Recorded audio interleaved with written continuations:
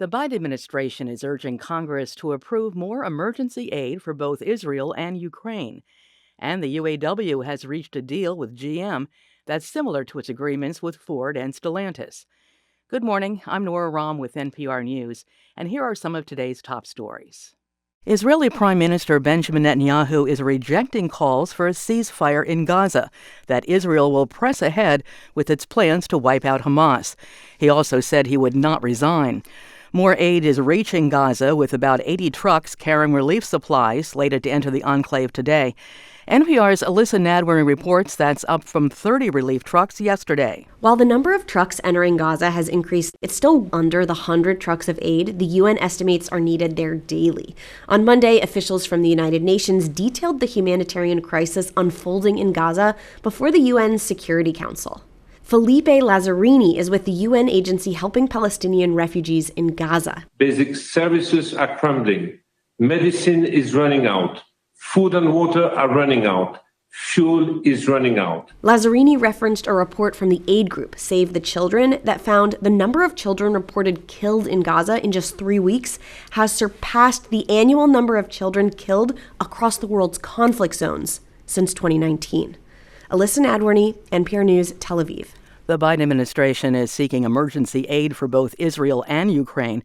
The Republican House is proposing $14 billion for Israel, but nothing for Ukraine. The bill would also cut $14 billion from the IRS budget.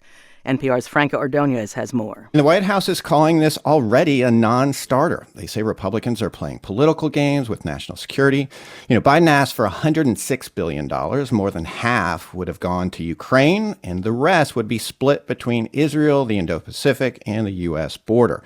The White House sees Ukraine and Israel as a related fight against terrorists and dictators. And President Biden says if they're not stopped, it's only going to lead to greater threats to America and higher costs as well. NPR's Franca Ordonez. Striking General Motors workers in Missouri are poised to return to their jobs after the United Auto Workers Union reached a tentative contract agreement with the automaker.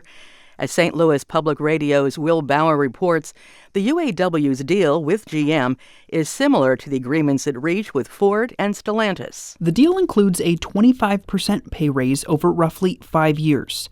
Xavier Crenshaw, a GM employee in the St. Louis suburb, says the contract doesn't include everything they wanted, but it's a good start. I think every day was worth it, for us holding the line and doing what we had to do to come to a good agreement.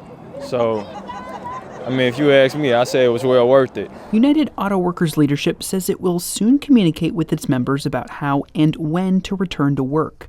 From there, leadership will vote on the tentative deal and could send it to members late this week. For NPR News, I'm Will Bauer in Wentzville, Missouri. This is NPR.